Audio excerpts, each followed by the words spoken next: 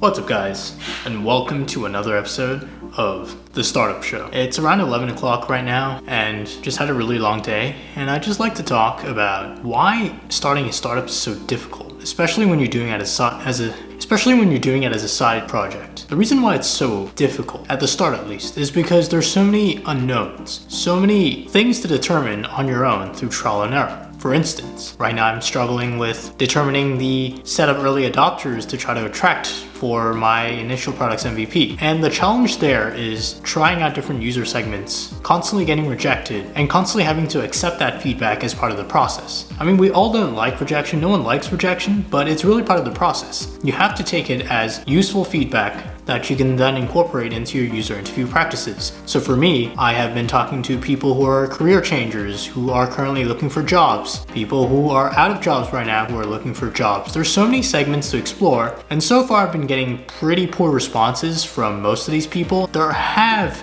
been people who have been receptive to my product, and that has been finance people who are in finance, who are looking for jobs and know the value in cold outreach. Those are the people who have so far been very interested in my product. People who have been paralegals as well are also interested in my product. I posted in this paralegal subreddit, which got quite a bit of attention. So through that approach, I was able to find some potential users. I still haven't really confirmed if any of them are actually interested in using my product, but I have pitched my product's concept to them in that I have shown them the value of this approach, told them about how it helped me with my job search. So there are a few interested potential users, but so far no one has really committed to anything. The only commitment I've gotten so far has been from one person who is currently looking for a job in quant finance or sales and trading. So I'm pretty enthusiastic about that user relationship I have, and I'm focusing specifically on that relationship. But going back to why it's so difficult to start a startup on the side, especially at the start, it's because there's so many unknowns. As you can see, I'm struggling with all the rejection I'm getting. Judging by how tired I am right now, I'm just so worn out. And that's the truth, honestly. I'm just so worn out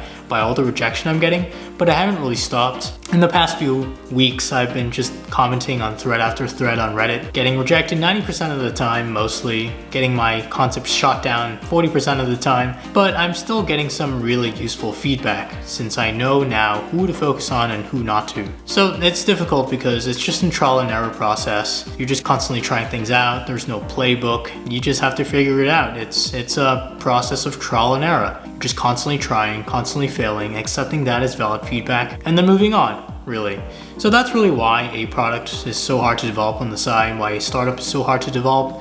And I just wanted to share that with you guys, tell you guys that it's difficult, it's not glamorous as well, but it can be really interesting if you do find people who are interested in your product. So that's it for today, guys. I just wanted to share my current struggles with user interviews. Just wanted to give you guys a really real perspective, real and raw perspective of what it's actually like. And with that, thanks again for watching, and I'll see you in the next video.